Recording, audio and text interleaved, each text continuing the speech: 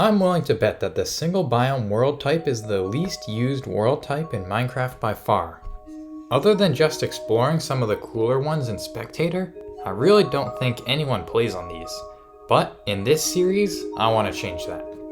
I'm going to be attempting to beat Minecraft in survival mode on each one of the 64 different single biomes you can choose from. Now, my first attempt at setting this up was interesting. I wanted to start this journey off in the ocean biome, so I selected it, loaded up the world, and let's just say that me and Minecraft disagreed on the definition of an ocean biome. I tried again on a few different types of ocean biomes, but always got a similar result. So I thought I should leave that one for later and decided that I should just start from the top. So into the Badlands I went. A bit unfortunate since I got all prepared for the ocean biome with a special duck skin and everything, but the Badlands probably works better as a starting point for this series since it's probably more mid-tier in difficulty, making it a good way to test the waters of this challenge. So with all my planning out the window, I wandered around until encountering a mineshaft. These are the oases of these endless Badlands, providing the only way to obtain many essential items, most notably seeds and wood. I grabbed some of each, dug way down for some cobblestone, and then swam around the river before diving down for some coal. By this point, night had fallen and I was still very under-equipped. So after a tense zombie encounter, I ate all the glowberries and decided to use a golden apple since I saw an enderman. These were crucial to kill because of the additional rules I had for this challenge. These evolved over the course of this run, but at this point, all I wanted to do was not use the nether to get pearls. Anyways, after hiding away in a cave, I smelted some iron and collected some dirt. Harvesting these random cave dirt patches is the only way I can get dirt to grow plants in this world. Knowing that another night was falling soon, I was thinking that I had to find a way to skip these nights. And setting my spawn point would allow for hunger resets, which I couldn't do currently because I had already traveled so far from my spawn point. There was no way to find any sheep, or any animals for that matter, so I was thinking, there must be some other way to get a bed. And then I was like, oh yeah, this recipe exists. So after a long trot over to the mineshaft, I gathered a bunch of string and could finally regain my sprint bar. So with the early game conquered, it was time to begin the early game, getting nether access. I couldn't find any info on whether or not lava pools spawn in Badlands, but having not encountered any so far, I concluded that they probably do not. So I thought my only other option was to go strip mining for lava pools way down at bedrock level. With no super caves nearby and still very limited resources, I wanted to try to shave as much height off my descent as possible, so I swam to the bottom of a water cave and got digging. However, I had to turn around as I realized that I forgot to bring a crafting table. I knew that I had left a door on the way out, so I just jumped into the water and swam over. And...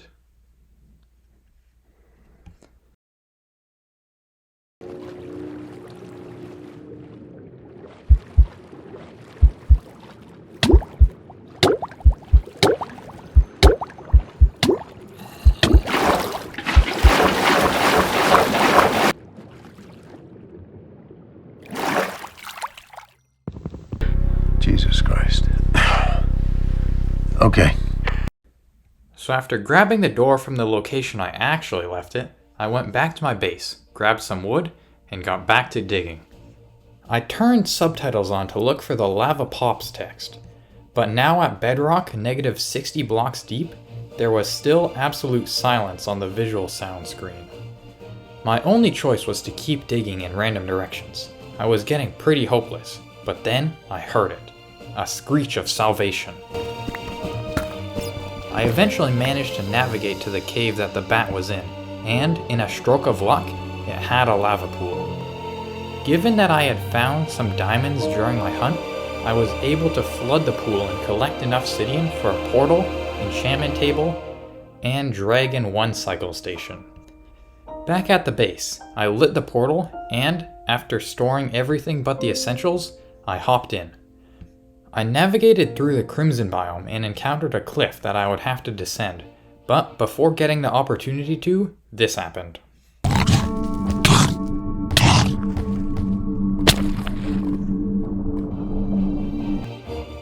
So, with limited replacements for my gear at the base, I hopped back in the Nether with nothing to try and recover it. I thought I could just bolt off the cliff down to my stuff, but after grabbing some crimson wood, I realized that crimson bolts aren't a thing. So, you know what that means.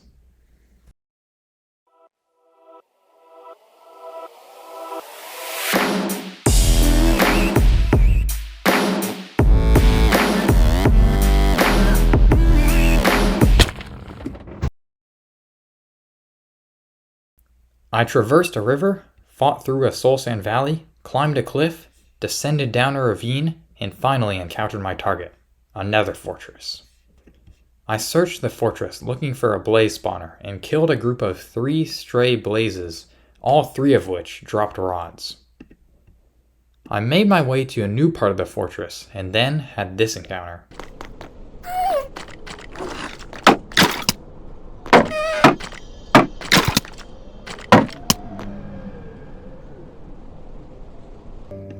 I honestly have no idea how I died here. Maybe the skeleton managed to go around my shield, or maybe another wither skeleton spawned behind me. But the fact of the matter was that I would now have to make it all the way back there with practically no gear. On my first attempt, I got lost, and with no food or health, decided to just try again. On my second attempt, I got outmaneuvered by a skeleton.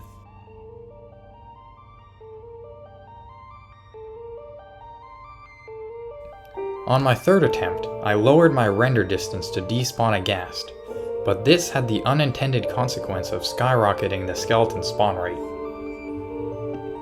My fourth attempt ended as a result of a mob team-up. On my fifth attempt, a hoglin managed to get itself stuck directly in my way, and after some parkour that took most of my health, I was quickly dealt with by the skeletons.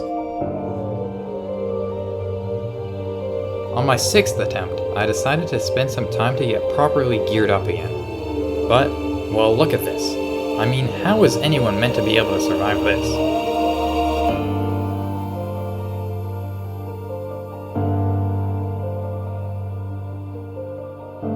After my next geared up attempt ended in my fastest death yet, and my gear getting stolen by piglins, I was back to itemless rushes. And after an arduous journey, I was finally back at the fortress. However, by this point, the clock was really ticking. Since I had spent so long in the Nether, my stuff was at risk of despawning. I attempted to alleviate this by lowering my render distance the closer I got to the fortress, but I had no idea if that was actually working. So, after a very stressful blaze fight, I made my way to where I died, and there it was. My stuff was gone. With nothing to lose now, I continued on to the spawner, and managed to kill a grand total of 0 blazes before getting sent back to the overworld once more. Now knowing that there was nothing waiting for me in the Nether, I decided that there was no point rushing back in there right away, since I would have to stay in the overworld for pearls. So, having outgrown my little cave base, I decided to move out and build a more permanent and better looking one. A base I could be proud of. And, after days of back-breaking labor, here it is.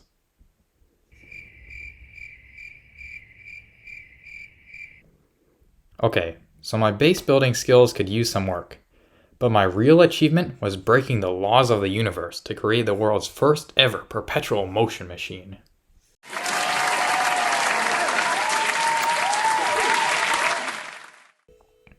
During this time, I also massively expanded my farms, building them on these weird bricks, which also looked a lot better in my head.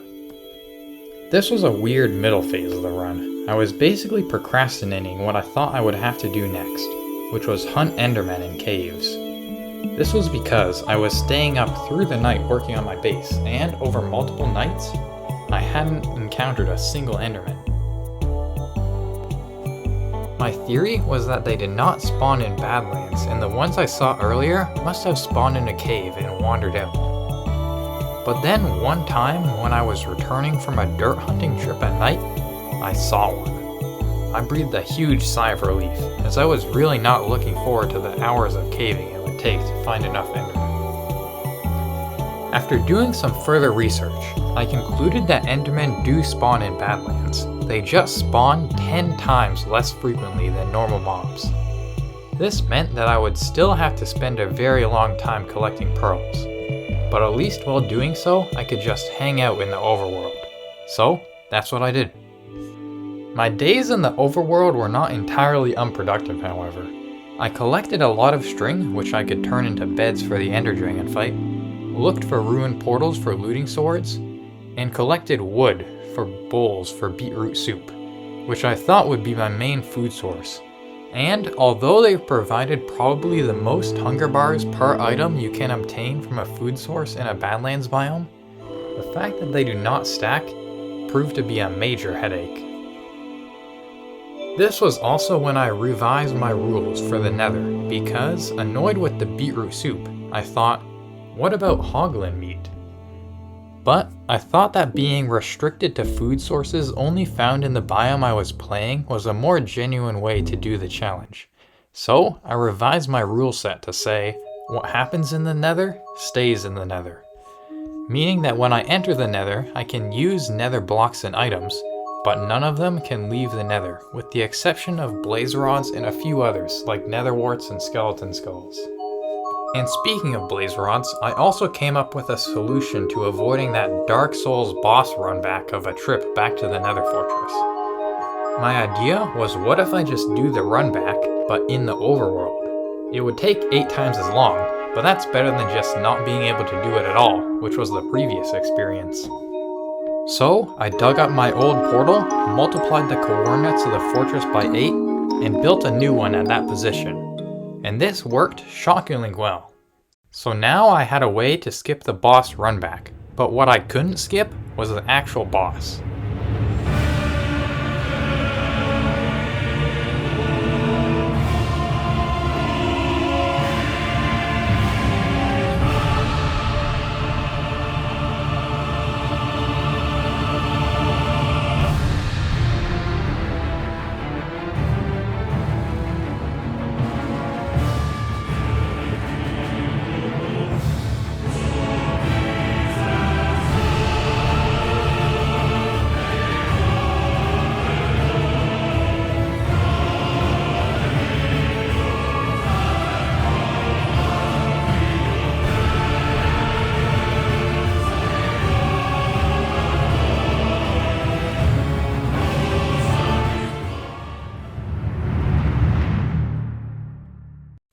After collecting all of the blaze rods and spending a few more nights hunting for pearls, I decided that it was about time I head for the stronghold. So I climbed to the top of my base, hey, at least it was useful for one thing, threw an eye, and graphed its angle.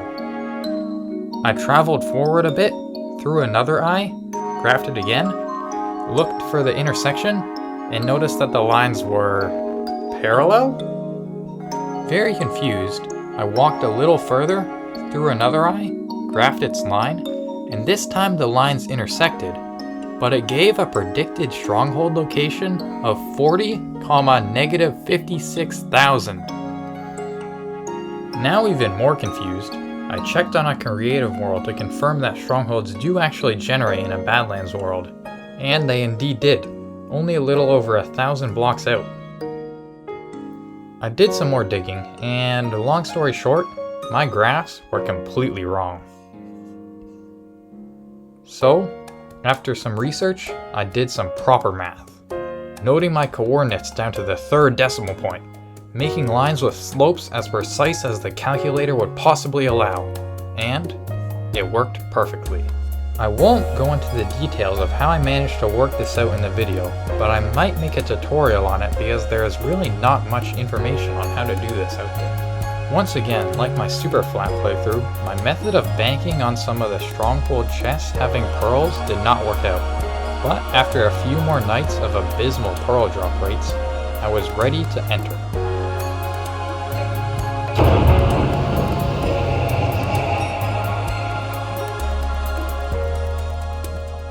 On my first attempt at the end, the dragon managed to pull off a masterpiece of an execution by first shooting some magic breath in my water pool on the floor and then knocking me off the tower. So, when I thought I was landing in safety, I was actually heading directly into their trap. I was honestly kind of impressed, so without thinking much of it, I hopped back in for round 2.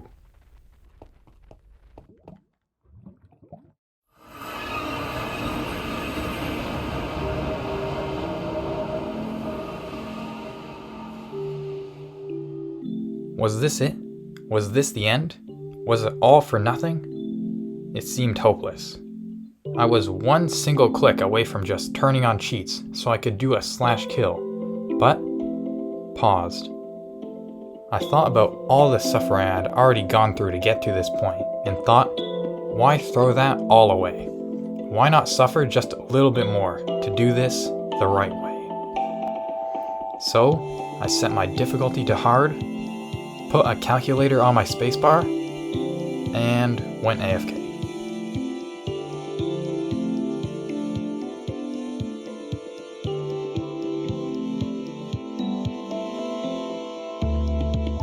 So, I was back in the game, but because I had spent so long in the end dimension, once again, all of my stuff despawned. This playthrough really was the gift that just kept on giving.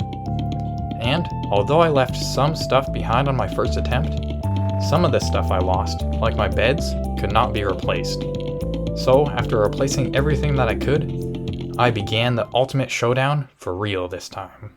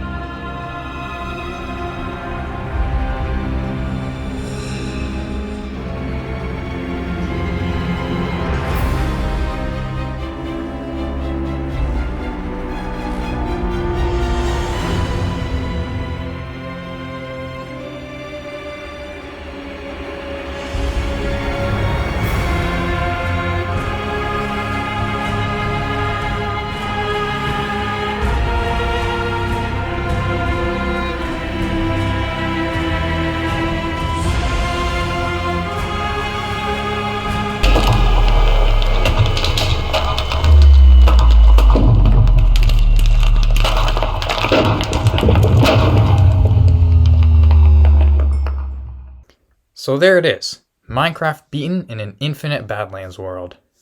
Thanks for watching.